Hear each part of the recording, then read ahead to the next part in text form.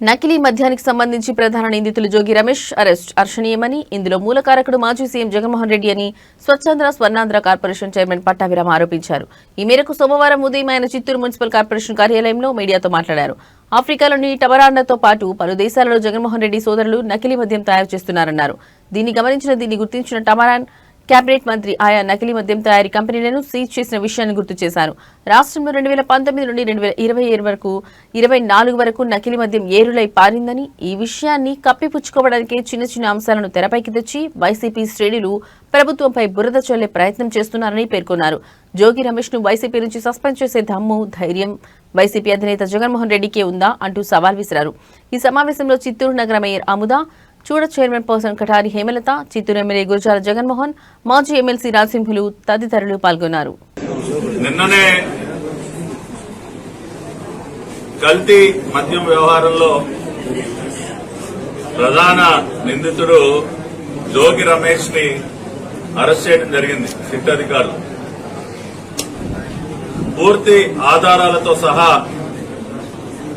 ఈ అరెస్టు నిన్న చేపట్టడం జరిగింది. 2019-24 మధ్య విచ్చలవిడిగా కల్తీ మద్యాన్ని, విషపూరితమైనటువంటి మద్యాన్ని రాష్ట్రంలో ఏరులై పారించి కొన్ని వేల కోట్ల రూపాయలు దిగమింగినటువంటి మాజీ ముఖ్యమంత్రి జగన్ రెడ్డి, దేశంలోనే అతిపెద్ద liquor mafia don Jaganmohan Reddy, అతను చేసినటువంటి ఈ భారీ లిక్కర్ స్కామ్ పైన ఇప్పటికే దర్యాప్తు దాదాపుగా పూర్తిగా వస్తోంది. దాని నుంచి దృష్టి మరల్చాలని చెప్పి ఒక కుట్రలో భాగంగా వాళ్లు గతంలో చేసినటువంటి ఈ కల్తీ మద్యం, దానికి సంబంధించినటువంటి తయారీ కేంద్రాలు ఏవైతే ఉన్నాయో జోగి రమేష్ ఆధ్వర్యంలో మళ్లీ వాటిని ప్రారంభించి ఈ ప్రభుత్వ హయాంలో అదేదో జరుగుతున్నట్టు కుట్రపూరితంగా ఒక కొత్త నాటకానికి తెరలేపారు.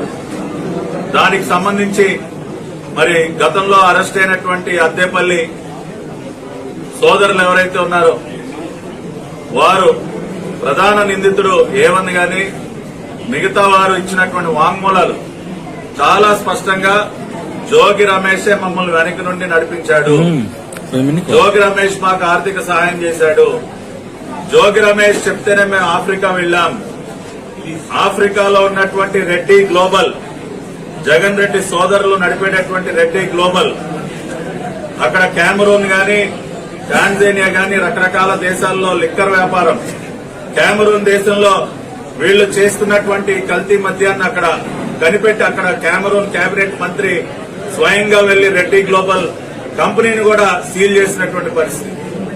ఆ రకంగా జగన్ రెడ్డి సొంత కుటుంబ సభ్యులే దీనిలో ఇన్వాల్వ్ అయ్యి ఈ వ్యవహారాన్నంతా కూడా నడిపిస్తూ ఇక్కడ ఉన్నటువంటి వారికి ట్రైనింగ్ ఇచ్చి, ఈ అద్దేపల్లి సోదరులు లాంటి వారికి ట్రైనింగ్ ఇచ్చి ఇక్కడ కూడా ఆ కార్యక్రమాన్ని నడిపిస్తూ జోగి రమేష్ లాంటి వ్యక్తుల సహకారంతో ఇదంతా కూడా చేస్తూ ఉన్నారు.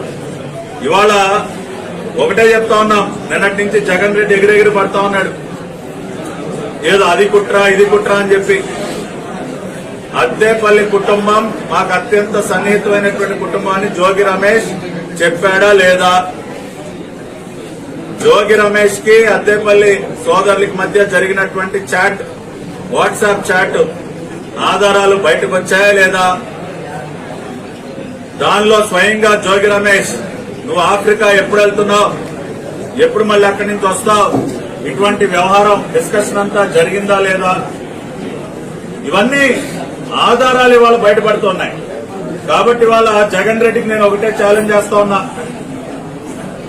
వైఎస్ఆర్ కాంగ్రెస్ పార్టీ నుంచి నువ్వు జోగి రమేష్ ని సస్పెండ్ చేయగలవా లేదా?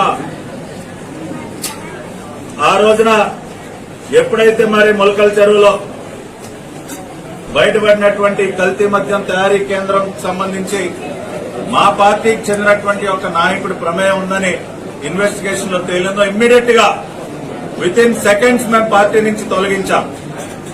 అదే పని ఇవాళ జగన్ రెడ్డి చేయగలడా? నీ చిత్తశుద్ధిని నిరూపించుకోవాలంటే సస్పెండ్ చేయి జోగి రమేష్ పార్టీ నుండి. మేము బయట పెట్టినటువంటి ఆధారాలకి జవాబు చెప్పు, అంతేగాని ఊరికినే ఏది పడితే అది చేతిలో మీడియా ఉంది కదా అని చెప్పి మాట్లాడితే అది సమంజసం కాదు. కాబట్టి జగన్మోహన్ రెడ్డి ముందు నువ్వు ఆ పని చేసి అప్పుడు మాట్లాడు. అంతేగాని కల్లబొల్లి మాటలు మాట్లాడితే ప్రజలెవరూ కూడా వాటిని ఆమోదించే పరిస్థితిలో లేరు అని చెప్పి తెలియజేస్తున్నాం.